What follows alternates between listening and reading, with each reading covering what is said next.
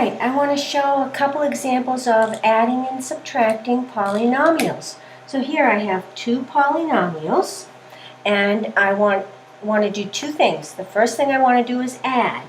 So when I add, I take both polynomials and I look for like terms and I add them. And starting with the highest degree. So the highest degree is 2x to the third. Are there any 2x to the thirds here? No. So I'll just write that down. I didn't have to add it to anything. All right, now I'm going to go to the next highest degree. I have a negative 3x squared and a negative 4x squared. What happens when I add those together? Negative 7x squared. All right, let's go to the next highest degree. Negative 4x here, there's no x's over there, so nothing to add to it, so write down minus 4x.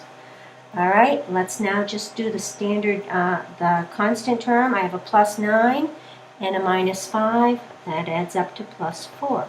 So that's the answer for adding the two polynomials. Now when you subtract, it's a little bit trickier.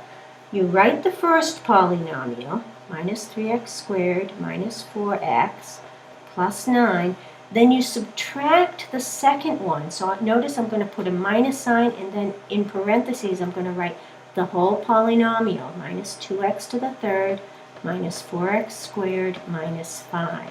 Then I'm going to rewrite it. So minus 3x squared minus 4x plus 9 minus 2x to the third plus 4x squared plus 5. Do you see the silly stuff that happened? The signs changed because of the subtraction. I had to distribute the minus sign. Now I'm going to add like terms. Well, there's only one third term, so minus 2x to the third. Then let's do the squared terms. What do I get? X squared, right? 1x squared. Let's do the x terms, minus 4x.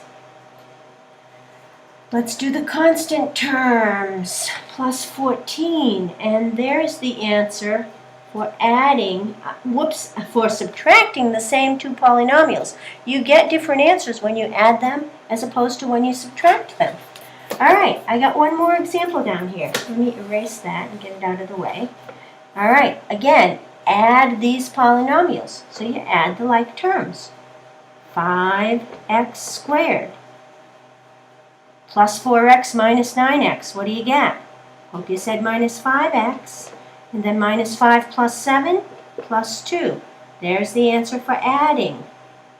All right, what happens when I subtract? Do you remember? Rewrite it first. So 3x squared plus 4x minus 5. Then a subtraction sign, and the whole polynomial gets put in a parenthesis. Okay? Now, what do I do with that minus? I distribute it to everything inside. So we're going to rewrite again. 3x squared plus 4x minus 5 minus 2x squared plus 9x minus 7. Then we're going to add like terms. Did I, I wrote that one wrong. Be careful when you write them. All right, 3x squared minus 2x squared, x squared. Now, 4x and 9x, how about 13x? Minus 5 and minus 7, minus 12. Hope I added right there. Check my arithmetic. And there's the answer for subtraction. Are the answers for adding and subtracting the same? Nope, they're usually not the same. I guess this should help you with the beginning of Chapter 4. Good luck. Hope you're having fun down in Chile, too.